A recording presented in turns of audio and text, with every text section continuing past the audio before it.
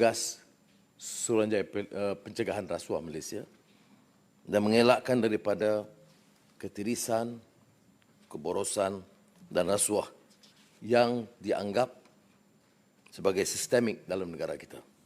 Dan ini menurut Akta SPRM, Akta 694 yang harus dikenali dan ditindak secara bebas dan berkecuali.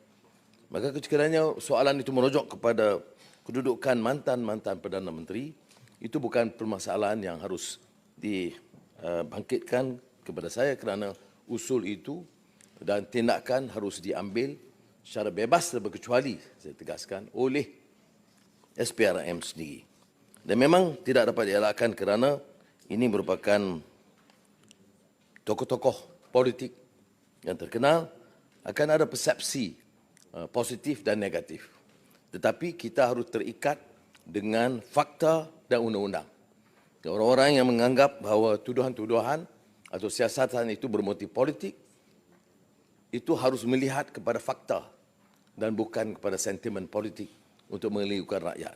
Kalau nyata dari segi siasatan ada kes-kes yang dianggap berprofil tinggi dan punyai alasan yang cukup kukuh untuk mendakwa, itu tugas SPRM dan Jabatan Peguam Negara, dan sepatutnya masyarakat termasuk ahli-ahli Dewan Negara memberi sokongan yang padu untuk membersihkan negara daripada penyakit rasuah yang menular. Soalan tambahan Tan Sri Yang di-Pertua. Silakan. Ya, terima kasih Yang Berhormat Perdana Menteri atas jawapan tersebut. Soalan tambahan saya, Tan Sri Speaker, ialah apakah status siasatan terhadap Yang Arif Datuk Muhammad Nazlan bin Muhammad Ghazali, Hakim Mahkamah Rayuan mengenai tomohan rasuah dan percanggahan kepentingan, isu konflik kepentingan yang dikatakan wujud di pihak Hakim Nazlan ketika mengendalikan kes perbicaraan Datuk Seri Najib Tun Razak bagi kes SRC International Sdn Bhd. Terima kasih. Tan Sri Yang di-Pertua. SPRM setelah mendapat laporan memang membuka kes atau kertas siasatan terhadap Yang Arif Datuk Muhammad Nazlan bin Datuk Muhammad Ghazali, Hakim Mahkamah Rayuan, berhubung dengan kes rasuah. SPRM telah menyiasat teliti perkara tersebut dan mendapati tiada kesalahan jenayah dilakukan, dan perkara ini telah dipersetujui oleh Jabatan Peguam Negara. Berkenaan konflik kepentingan Hakim Nazlan, isu yang sama telah diputuskan oleh Mahkamah Persekutuan ketika menolak permohonan Datuk Seri Najib Tun Razak bagi mengemukakan keterangan tambahan atau keterangan baru. Dengan kata lain, isu konflik kepentingan telah diputuskan secara muktamad oleh Mahkamah Tinggi Negara. Sementara itu, pada 9 Ogos 2022, pihak defendant telah menarik balik dakwaan ke atas Hakim Nazlan. Alasan keputusan Mahkamah Persekutuan Tan Sri Yang di-Pertua adalah relevan kerana memuktamadkan kes ini, bahawa sumber wang yang dikatakan telah diselewengkan dari SRC International Sdn Bhd tidak relevan bagi tujuan pembuktian pertuduhan melibatkan kesalahan jenayah pecah amanah. Elemen penting untuk dibuktikan bagi pertuduhan tersebut adalah sama ada tertuduh mempunyai dominasi terhadap dana yang diselewengkan. Mahkamah Persekutuan mendapati bahawa tidak ada kaitan di antara pekerjaan terdahulu Hakim Nazlan di Maybank dengan pertuduhan tersebut. Sumber dana yang diselewengkan itu tidak relevan juga diakui oleh peguam defendant. Jika sumber wang yang diselewengkan tidak relevan, maka peranan atau pekerjaan Hakim Nazlan di Maybank adalah juga tidak relevan. Demikian keputusan Mahkamah Persekutuan dan kerajaan memperakui keputusan mahkamah tersebut.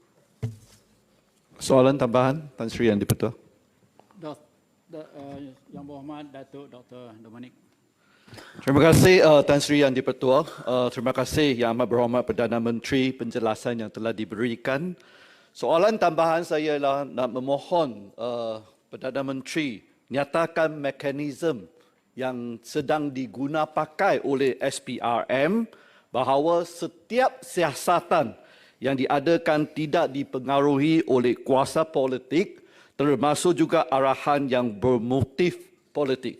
Dan bagilah memastikan SPRM itu membuatkan siasatan mengamalkan kebebasan dalam siasatan mereka. Terima kasih.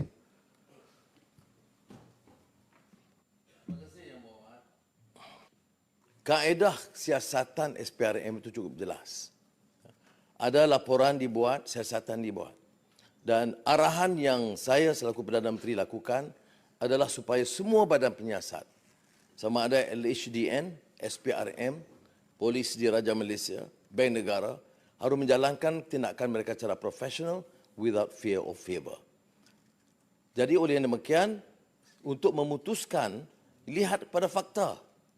Kalau semasa memegang kuasa, kita menggunakan kuasa itu, memberi kontrak kepada anak pinak, kepada keluarga dan kroni, memperkayakan diri, jangan dipersoalkan mengapa SPRM siasat. Dan bila SPRM siasat, jangan dianggap ini sebagai tomahan politik. Kekayaan tidak dapat diterangkan berapa banyak. Pengedaran wang berleluasa. Jadi sepatutnya kita sebagai ahli dewan yang bertanggungjawab mengambil sikap yang sangat positif, menyelamatkan negara ini daripada kencah, malapetaka, rasuah yang dan ini bahaya. Kalau ada tomahan, bukti bahawa SPRM atau LHDN atau mana-mana badan bergerak bertindak atas arahan politik, itu boleh dikemukakan. Tetapi Tan Sri Yang Di-Pertua, saya ingin jamin di sini bahawa dalam kerajaan perpaduan, arahan kita jelas, bertindak dengan tegas supaya penyakit barah rasuah ini dapat dihapuskan dalam negara kita. Terima kasih, Betul. Terima kasih, Tan Sri Yang Di-Pertua. Yang Hormat. Yang Hormat. Saya tahu Yang Hormat dah lama dalam Dewan juga dah. Tapi saya nak buat satu peraturan lain lah. Saya minta dua saja. Kalau tak banyak sangat soalan tak naik. Jadi berilah peluang orang belakang. Untuk Yang Berhormat Perdana Menteri. Okey. Tan Sri Speaker. Lain kali Yang Berhormat akan sedia datang lagi sekali. Asal ada Untuk soalan. Yang Berhormat Tan Sri Yang Hormat, Perdana Menteri tak satu apa, tambah. saya dah buat keputusan, tak boleh ulang balik. Minta maaf. Yang Berhormat Tan Sri Datuk Loh Kian Chuan. Selamat pagi Tan Sri Yang Ketua. Terbaru saya dengan terus ikhlas mengucapkan setinggi-tinggi tahniah atas pelantikan Yang Berhormat Tan Sri sebagai Tuan Yang Di-Pertua dan Yang Berhormat Senator Datuk Nur Zaslan Mohamad sebagai Timbalan Yang Di-Pertua. Tan Sri Yang Di-Pertua, soalan saya ialah soalan nombor 2. Terima kasih. Sila Yang Hormat Menteri. Terima kasih Tuan Yang Di-Pertua. Sebelum saya menjawab soalan, saya nak ucapkan tahniah juga kepada Tuan Yang Di-Pertua yang baru dan juga Timbalan Yang Di-Pertua.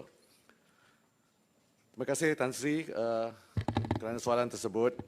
Jadi Tuan Yang Di-Pertua, kerajaan melalui Kementerian Pelaburan, Perdagangan dan Industri ataupun MITI bersama-sama juga dengan MIDA sebagai agensi penggalak pelaburan utama negara sentiasa berusaha menambah baik strategi dan pendekatan bagi memperkukuhkan ekosistem dan fasilitasi pelaburan dan perniagaan negara supaya menjadi lebih berdaya saing dan kondusif bagi meningkatkan pelaburan langsung domestik ataupun DDI dan juga pelaburan langsung asing ataupun FDI yang berkualiti dan berimpak tinggi. Sehubungan itu, MITI menerusi MIDA telah melaksanakan pendekatan berfokus atau dengan izin targeted approach bagi memastikan penggalakan pelaburan asing dan domestik adalah meliputi projek-projek yang berkualiti, bernilai ditambah dan berteknologi tinggi bagi melengkapkan ekosistem serta rangkaian bekalan industri-industri yang disasarkan negara. Bagi tahun 2022, sebanyak ataupun sejumlah 267.8 bilion ringgit pelaburan daripada 4,517 buah projek yang diluluskan dari pelbagai sektor ekonomi di Malaysia akan menjana 140,440 peluang pekerjaan. Pelaburan domestik menyumbang sebanyak 100.4 bilion ringgit ataupun 39% kepada jumlah ini. Suka saya berkongsi bahawa bagi suku pertama ataupun tahun 2023 ini, Malaysia telah menarik komitmen pelaburan berjumlah 71.4 bilion ringgit, iaitu peningkatan 60% tahun ke tahun. Paling ketara nisbah FDI kepada DDI adalah hampir 50-50, ya, atau iaitu 52.5% bagi FDI dan 47.5% bagi DDI. Ini jelas mencerminkan keyakinan syarikat dan perniagaan tempatan terhadap dasar kerajaan semasa. Setakat 31 Mei 2023, terdapat 743 projek dalam peringkat rundingan atau penilaian dengan jumlah cadangan pelaburan sebanyak 50.6 bilion ringgit. Dan daripada jumlah tersebut, yang berhormat, pelaburan langsung domestik ataupun DDI adalah sebanyak 8 bilion ringgit ataupun hampir 16% daripada pelaburan langsung asing adalah sebanyak 42.7 bilion ringgit ataupun lebih kurang 84%. Jumlah pelaburan ini merangkumi projek-projek daripada sektor perkilangan dan cadangan pelaburan sebanyak 37.5 bilion ringgit yang melibatkan 61 projek cadangan. Tuan Yang Dipertua, masanya tak bergerak? Oh, ada. Okey, mula sekarang. Okey, sorry. Dengan izin, the clock was not working just now. Okey, saya ada 2 minit lagi. Mungkin dia nak dengar yang Muhammad cakap tu. Tuan Yang Dipertua, dalam hal ini yang saya sebut tadi, sejak Jun 2023, MITI melalui MAIDA telah berjaya mendapatkan komitmen pelaburan FDI sejumlah 23 bilion ringgit, melalui misi pelaburan ke Jepun 170 bilion ringgit, melalui misi pelaburan ke Republik Rakyat China 24 bilion ringgit, melalui misi pelaburan ke Republik Korea dan 13 bilion ringgit melalui misi pelaburan ke Singapura.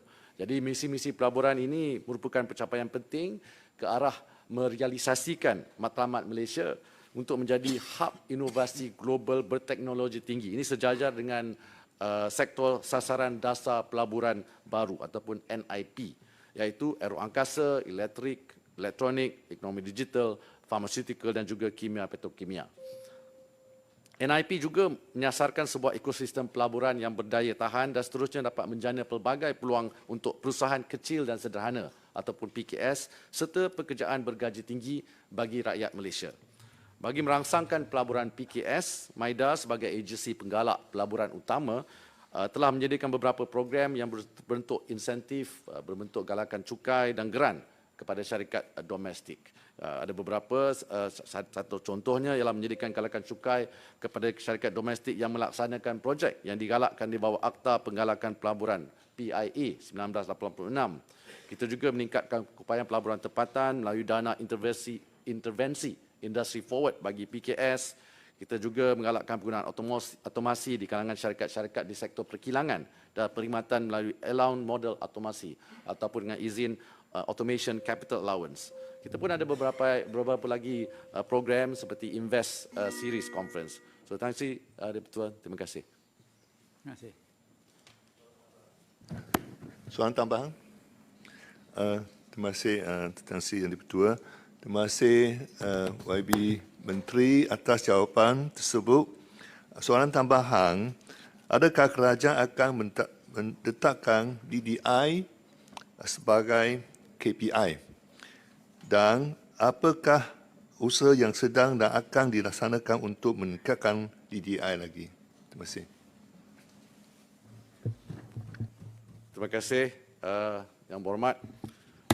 Tuan Yang Dipertua, adalah menjadi dasar kerajaan pada masa ini untuk mengimbangi kedua-dua pelaburan asing dan domestik, FDI dan juga DDI. Ini untuk merangsangkan pertumbuhan dan meningkatkan pembangunan kita yang seimbang di seluruh negara. Dalam hal ini, kerajaan menyambut baik atas cadangan untuk menetapkan DDI sebagai salah satu petunjuk prestasi utama ataupun KPI bagi pencapaian pelaburan negara. MITI melalui MAIDA akan terus mempertingkatkan kerjasama dengan agensi-agensi di peringkat persekutuan dan negeri dalam usaha untuk menarik pelaburan langsung domestik khususnya di dalam industri-industri yang disasarkan.